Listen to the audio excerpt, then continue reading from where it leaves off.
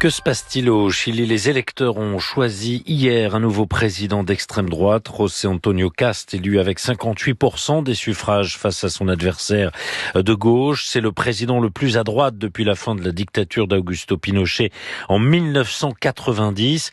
José Antonio Kast s'est imposé grâce à une campagne centrée sur les thèmes de la sécurité et de l'immigration et il promet de la fermeté, Nathanaël Charbonnier. Alors pour comprendre qui est le nouveau président chilien, il faut tout d'abord faire un peu d'histoire et remonter dans le temps. Cet avocat ex-député de 59 ans est le benjamin d'une fratrie de 10 enfants. Son père, né en Allemagne, s'est installé au Chili après la Seconde Guerre mondiale et y a fondé une entreprise de charcuterie. Des enquêtes menées par des médias en 2021 ont révélé que ce dernier avait été membre du parti d'Adolf Hitler. José Antonio Kast affirme que son père a été enrôlé de force dans l'armée allemande et nie qu'il a été un partisan du mouvement nazi. Mais dans tous les cas, cela plante le décor familial, d'autant que le nouveau président fait partie du mouvement Schoenstatt. C'est un courant catholique conservateur d'origine allemande. Il est marié et père de 9 enfants. Il considère la famille sous sa forme traditionnelle avec un père, une mère et des enfants comme le noyau fondamental de la société. Et si durant la campagne il a soigneusement évité les sujets sensibles, par le passé il s'est dit opposé à l'avortement, même en cas de viol, opposé à la pilule du lendemain, opposé au divorce et au mariage entre personnes du même sexe. Côté personnalité, il n'a pas la démesure du président argentin. On le dit peu charismatique, il est posé, calme, mais défend des idées très arrêtées et se reconnaît tout à fait dans les valeurs de l'ancien dictateur Pinochet qui prônait ordre et sécurité. Alors un nouveau président qui a joué la carte de la lutte contre l'immigration, celle de la sécurité également, pour faire pencher la balance en sa faveur. Oui, c'est en effet sur ces sujets qu'il s'est montré le plus virulent et cela est d'autant plus surprenant que les chiffres ne sont pas dramatiques en matière d'insécurité. On parle de 6 homicides pour 100 000 habitants dans une région où les données sont plus impressionnantes. On est à 20 homicides sur 100 000 au Mexique ou près de 38 en Équateur par exemple. Mais voilà, le Chili accueille depuis des années maintenant une vague d'immigration qui arrive notamment du Venezuela. Cible privilégiée, les 340 000 sans-papiers, en majorité des Vénézuéliens, qu'il accuse d'être responsables de la recrudescence de la délinquance avec un mot d'ordre, à savoir lutter de manière implacable contre la criminalité et les étrangers en situation irrégulière. Il explique ainsi qu'il n'hésitera pas à jouer la carte de l'expulsion.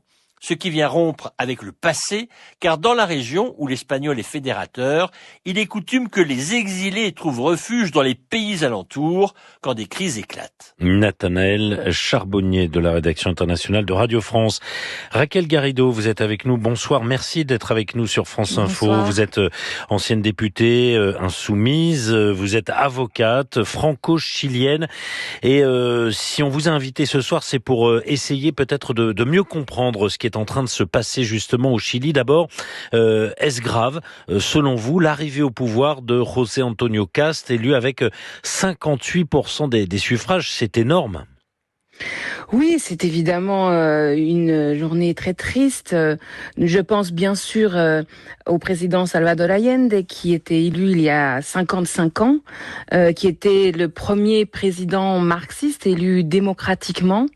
Et vous savez qu'il a été renversé par le coup d'État militaire en septembre 73. Et je crois que tous les Français qui sont nés après 1968 ont eu dans leur classe un jour ont vu arriver un Chilien, une petite Chilienne quand ils étaient en primaire, collège, lycée, parce qu'effectivement, au moment du coup d'État, ce sont plus de 3000 dirigeants de la gauche qui sont tués, 40 000 qui sont torturés, des centaines de milliers qui sont exilés. Et donc aujourd'hui, on est en état finalement de choc et de tristesse parce que le président Allende portait une éthique qui était une éthique démocratique. C'est vraiment la marque de fabrique de l'allendisme, c'est le fait qu'on peut justement changer la vie et arriver au pouvoir par la voie des urnes. Et puis le deuxième mot d'ordre, on va dire, de Salvador Allende, c'est l'unité, avec ce slogan qui a été mis en musique par le groupe Quilapayún, El pueblo unido jamás será vencido, le peuple uni ne sera jamais vaincu. Et aujourd'hui, le Chili est divisé, le peuple du Chili est profondément divisé. Alors, Bien sûr, ce résultat de ce score de 58% est très important. Il saute aux yeux, il choque, mais il faut quand même mesurer que, à la différence de l'élection il y a seulement 4 ans, où le président élu Boric venait de la gauche, en fait maintenant le vote est obligatoire, de sorte que la candidate de gauche qui a donc été défaite dans les urnes, Janet Jara, a en réalité eu beaucoup plus de voix que n'avait eu Boric en 2021. Boric a fait 1,8 million de voix au premier tour en 2021, 4,6 millions de voix au second tour, et maintenant Janet Jara donc a eu au premier tour il y a un mois 3,5 millions de voix et 5,2 millions de voix. Donc c'est un score en nombre de voix qui est en fait un record pour la gauche au Chili. Mais ce qu'il faut voir du coup, c'est que le vote obligatoire fait sortir de terre en quelque sorte un électorat qui était sous les radars de tout le monde et qui est travaillé profondément, en profondeur, par 50 ans d'absence d'éducation publique, puisque le pinochetisme a privatisé tout le système d'enseignement, et donc même depuis le retour de la démocratie, il n'y a pas eu de mise à niveau ou de mise en droit, en fait, accès au droit à l'éducation, et ça a des effets profonds dans la société. On a aussi une concentration oligarchique des médias, qui effectivement, par exemple, là, ont été en soutien de tout le narratif de caste qui cherche à faire vivre la peur dans la société, la xénophobie.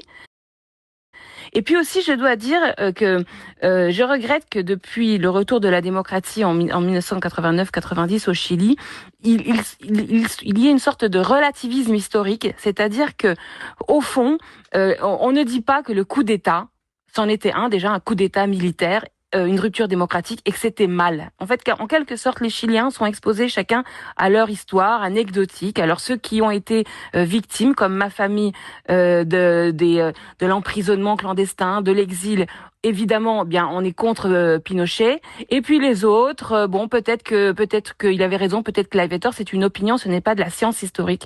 Et on voit bien comment l'absence, en fait, d'une histoire officielle solide crée beaucoup de confusion dans la population. Alors, le nouveau président José Antonio Cast est ultra conservateur, c'est vrai, mais il a mis de côté son discours assez virulent après sa victoire en s'engageant à diriger un gouvernement d'union nationale. On va rappeler qu'il est père de 9 enfants, qui l'a réaffirmé qu'il travaillerait pour tous les Chiliens. Est-ce qu'il faut réellement s'inquiéter? On voit aussi que le Premier ministre espagnol Pedro Sanchez l'a félicité. Le Chili, qui est un pays cher, c'est vrai, aux Espagnols.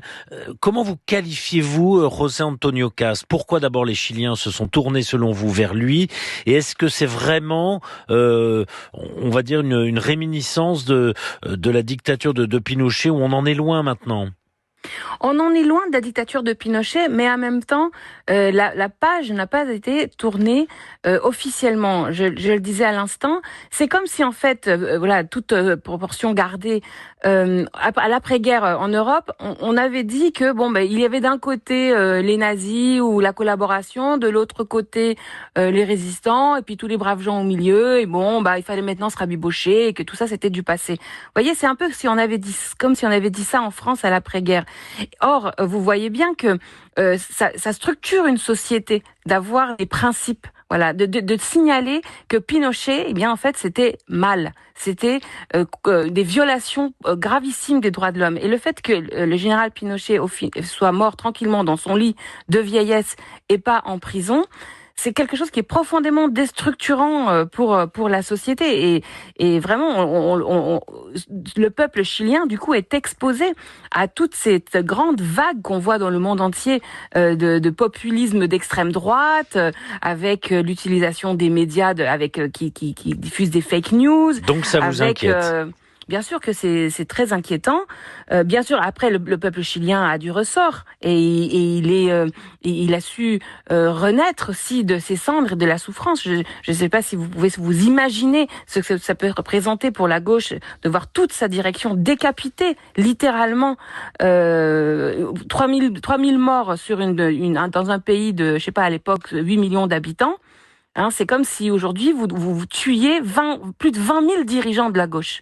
Donc ce sont des ordres de grandeur qui sont absolument terribles. Et pourtant, en 1989, il y a eu un plébiscite où par un vote, le général Pinochet a dû perdre le pouvoir, renoncer au pouvoir. Et depuis, la gauche a gagné quelques élections présidentielles, dont la dernière avec le président Boric, et puis aussi ce pays-là a réussi à mettre en branle un mouvement pour une assemblée constituante, puisque le référendum pour convoquer une assemblée constituante a aussi été gagné par la gauche, dans le cadre d'un scrutin où il y a eu beaucoup de participation, mais évidemment, la contre-démocratie est là, elle est bien là, et c'est un sujet pour nous tous, je pense, en Europe aussi, hein, qu'on ne doit pas penser nécessairement que le peuple, il est naturellement uni, que les travailleurs sont naturellement solidaires entre eux.